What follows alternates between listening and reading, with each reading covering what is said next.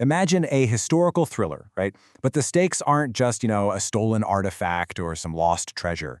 We're talking about the entirely forgotten memory of a massive, highly advanced society. Welcome to This Explainer. Today, we're going to unpack the breathtaking saga of classical Tamil culture. This was a civilization with a literary tradition so incredibly rich it honestly rivaled ancient Greece and Rome. And yet, it was almost completely swallowed up by the relentless march of time. Okay, let's dive into this. It sounds totally impossible today, doesn't it? Like, how does an entire era, the brilliant Sangam age, which produced these massive encyclopedic works on art, governance, and human emotion, how does it just disappear? Well, the startling reality is that by the 19th century, this foundational bedrock of South Indian heritage wasn't sitting safely in grand, well-lit museums. Nope, it was left decaying in dark, dusty domestic lofts, completely ignored, and literally on the absolute brink of permanent extinction. To really grasp the scale of this near-miss, we got to look at the timeline. So the early Sangam period dawned way back around 100 BCE, capturing this incredibly vibrant, largely secular ancient Dravidian society. Fast forward to 250 CE, and this had evolved into the era of massive post-Sangam epics. Now, these stories and philosophies actually survived against all odds for over a millennium and a half. But jump to the 1850s, and society had drastically changed. Colonialism had disrupted traditional patronages, and these texts were just suddenly forgotten. It wasn't until 1887 that a truly miraculous rediscovery finally began. But you might be wondering, why were they disappearing so fast in the first place? Well, the answer lies in the medium itself. You see, these texts were written on Olai Truvadi. These are ancient, incredibly delicate palm leaf manuscripts. A writer would use this sharp iron stylus called an ezutani to carefully scratch the letters right into the leaf. It's a crazy delicate balance. Press too hard, the leaf breaks. Too soft, it's totally unreadable. And crucially, a palm leaf only survives for about 100 years. This meant that preserving ancient Tamil literature was literally a relentless 2,000-year relay race of continuous copying. When that copying stopped in the 19th century, the clock instantly started ticking on their decay. So the crucial point is that ancient Tamil literature divided the entire human experience into two beautifully distinct categories, Akam and Puram. Akam focuses heavily on the inner life. We're talking intense, deeply personal, momentary experiences of mutual or unrequited love. Puram, on the other hand, faces entirely outward. It deals with the public sphere, covering epic wars, the complex ethics of good governance, and a person's core responsibility to society. And here's where it gets really brilliant. The ancient poets didn't just write abstractly about these emotions. They actually anchored them directly to the earth itself, using this genius device called Thanai. Thanai essentially maps human feelings to 5 specific geographical landscapes. For example, the Kuranji, or the mountainous region, specifically symbolizes the midnight union of lovers. Meanwhile, the Nithal, the seashore, represents the sorrowful pining of separation. By using this framework, a poet didn't even need to explicitly say a character was sad. They just had to describe the crashing waves and the salty coastal air, and the audience instantly felt the emotion. It's just an incredibly sophisticated literary technique. To see how this really comes alive, just listen to this incredible quote from the legendary Sangam poet Kapilar. He's speaking about his friend, the great King Velpari, and is actively warning 3 invading kings. He says, "Like the sky is his mountain, like the stars in the sky are its springs. You will not take it by fighting."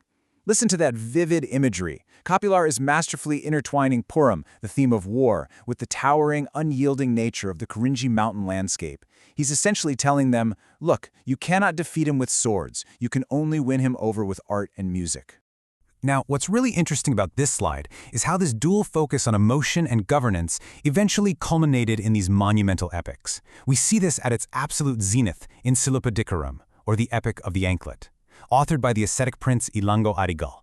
This is far more than just a poem. It's a massive 5,730-line tragedy that captures the absolute towering heights of ancient Tamil civilization. Honestly, the story of Silapathikaaram plays out exactly like a gripping, high-stakes, true crime tragedy. It kicks off with a wealthy merchant Kovalan completely abandoning his chaste wife Kannaki for a brilliant courtesan named Madhavi. After losing absolutely all of his wealth, Kovalan actually returns to Kannaki and they desperately flee to the city of Madurai to start over. But once they get there, Kovalan is falsely accused of stealing the queen's anklet and is hastily, unjustly executed by the king. In this righteous, literally universe-shaping fury, Kannaki storms the court. She shatters her own anklet right there to reveal it contains rubies, not the queen's pearls, definitively proving her husband's innocence. The revelation is so devastating that the king dies of a broken heart right on the spot, and Kannaki's sheer, unstoppable rage literally burns the entire city of Madurai to the ground. But you know, Silapathikaaram is famous for way more than just its dramatic plot. It essentially serves as a masterclass, an encyclopedic record of the threefold classification of ancient Tamil. You have Ayal, which is literary poetry, Isai, representing the highly complex systems of music, and Natakam, the dramatic arts and dance. Ilango Adagal deliberately used the epic of Kannaki to preserve the entire cultural DNA of his era. You can really see this sensory richness detailed in academic commentaries from the era.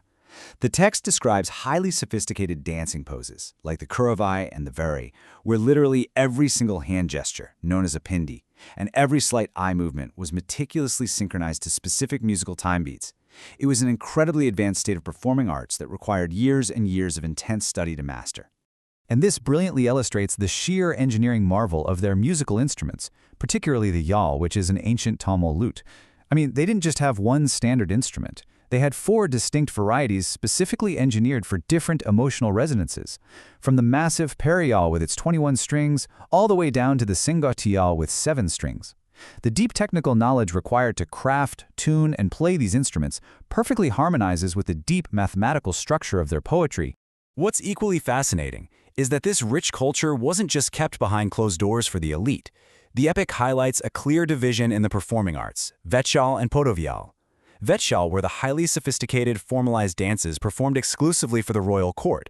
But Podovyal, those were dances in dramas created for the broader public, enjoyed right in the bustling, diverse streets of port cities like Pumpuhar. Art was truly woven into the fabric of everyday society, at absolutely every level. Section: The Race Against Time, Dr. U.V. Swaminatha Iyer's Miraculous Rescue.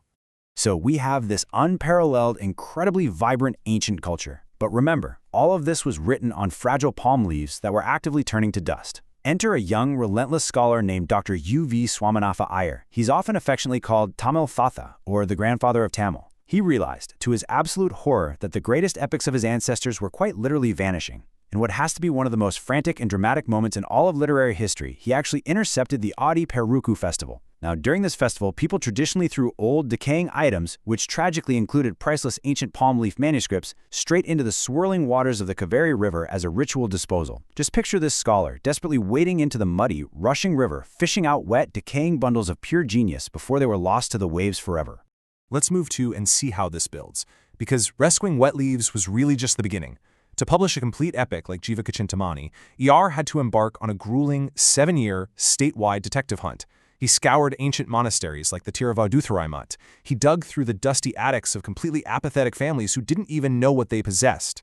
Because these copies had fragmented and degraded over centuries, he had to sit there and painstakingly compare contradictory lines from totally different leaves. He even had to go out and learn forgotten Jain and Buddhist traditions just to understand the ancient context of the words he was reading. The true magnitude of what he accomplished simply cannot be overstated. As a noted scholar put it perfectly, Aramuga Novalar broke the ground, but the person who put on the roof and made the work into a temple was U.V. Swaminatha Iyer. He didn't just save a bunch of old books, he essentially handed an entire modern population their history. He proved that their linguistic and cultural roots were just as deep and profound as any major civilization on Earth. And just look at the sheer math of his dedication. It's staggering. Over the course of 5 decades, this single scholar collected, compared, and preserved over 3,000 individual paper manuscripts, palm leaves, and historical notes. He personally pushed 90 books into print, successfully moving the brilliant Sangam era off of crumbling organic material and onto the absolute safety of modern paper. Which leaves us with a profound, honestly almost chilling thought to end on today. We have the epic tragedy of the anklet. We understand the 5 intricate landscapes of the Thinai, all because one man adamantly refused to let them turn to dust. But if a single scholar hadn't waded into that river and chased down those fading leaves, what other ancient worlds, what other brilliant human histories are we currently just letting slip away into the dark? It's a powerful reminder that history doesn't just survive on its own. It requires champions to keep the memory alive. Thanks for joining me on this explainer.